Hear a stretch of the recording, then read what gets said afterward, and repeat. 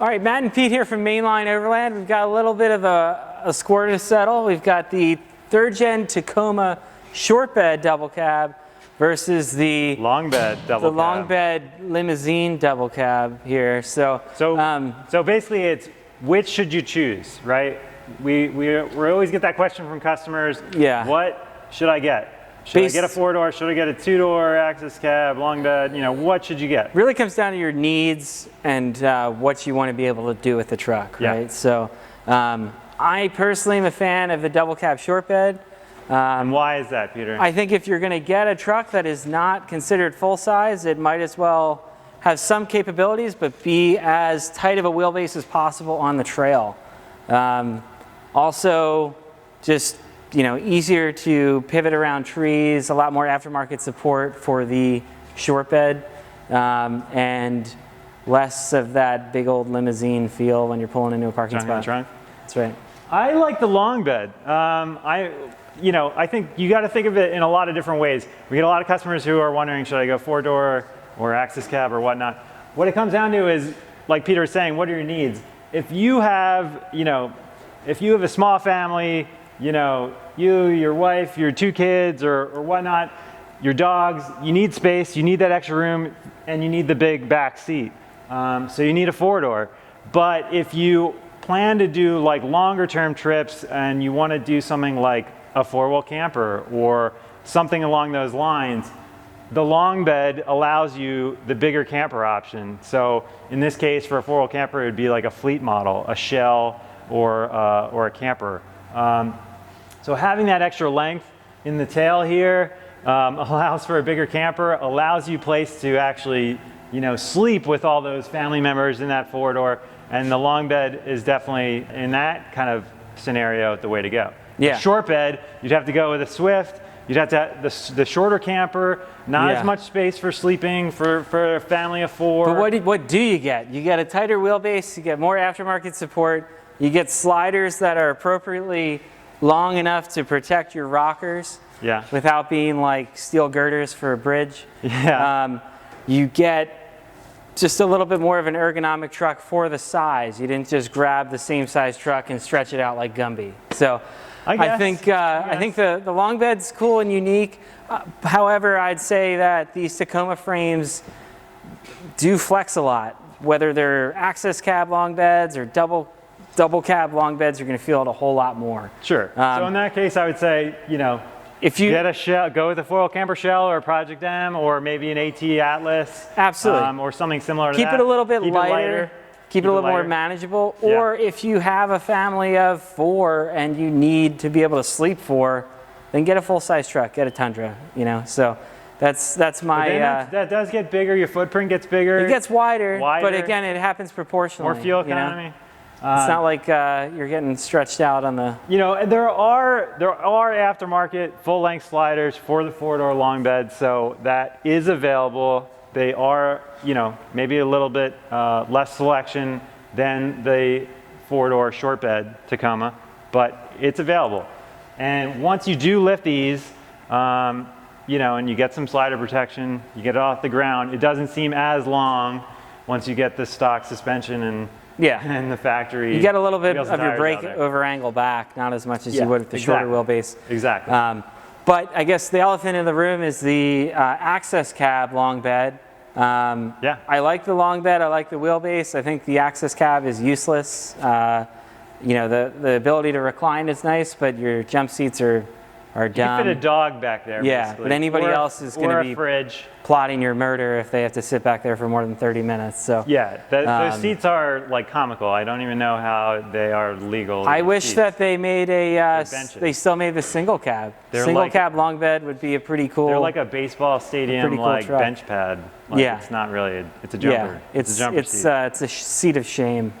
You're not even allowed to be seen through a window. They want you to kind of turn to the comical side. At best.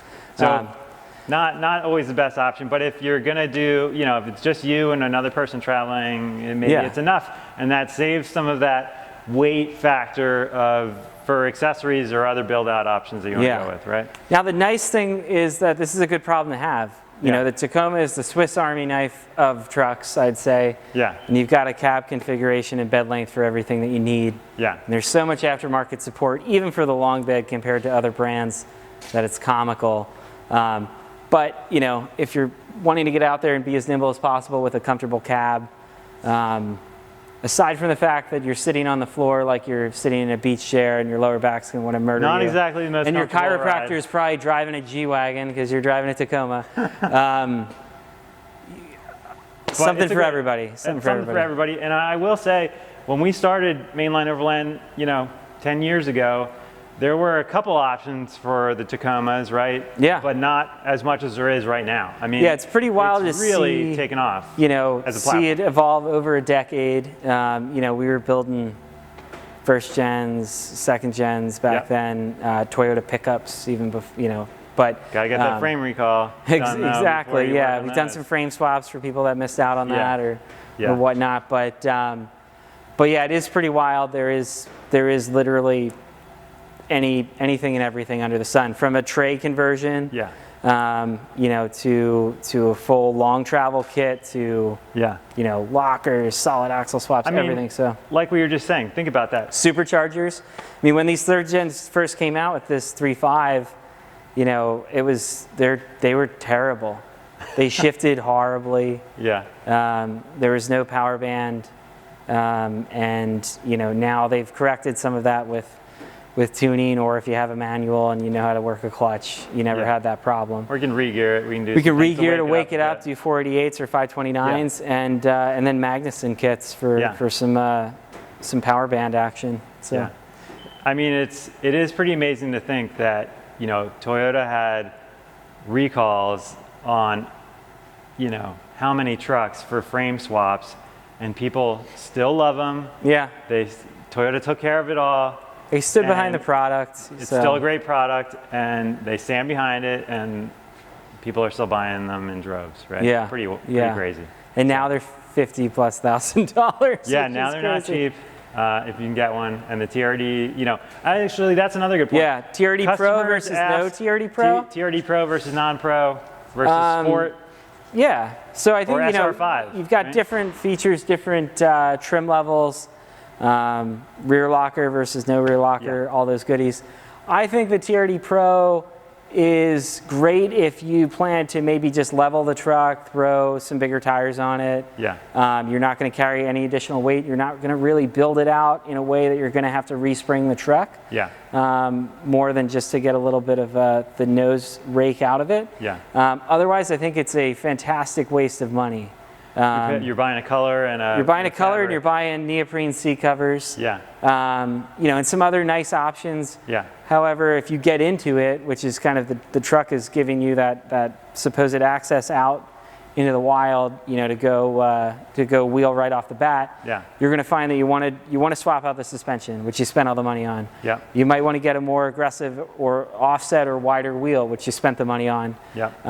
And you're going to get angry when you see everybody else in a TRD off-road or a TRD Sport with the Pro grill, because you can just call up with your VIN to the Toyota dealer and get that grill that you paid, you know, $10,000 or $15,000 more for. Very true. So, but again, a nice at that ride height, the TRD Pro is a nice option if you're not going to really change it. Yeah. But if you're going to build the truck, we usually recommend like a TRD Sport. TRD honestly. Sport. TRD Sport, you get some of the nice trim features. Or off-road. And then you can put the money into the real mods and really build the gears, it the way the lockers. You know, we can throw an e-locker in there still. Yep. If you don't have it. You can do air lockers as well. But well, there you have it. Kind of the options for the short bed, long bed, access cab. Which one to get? Yeah. Hit us up if you need more information or more. Yeah. If you have any questions, we've been building these third gens since they came out, and we got the MLO Tacoma in early 2016. So we've been building a ton of these. We kind of know them inside and out. The options, what works and what doesn't. Yep. So definitely email us at sales@mainlineoverland.com. You can give us a call at 844-656-7626, or you can live chat us. Yep. We can let you know about any applicable savings that we might be able to hook you up on for a nice little build out. Thanks for joining us for another little Overland rant. Yeah, we're bringing it back.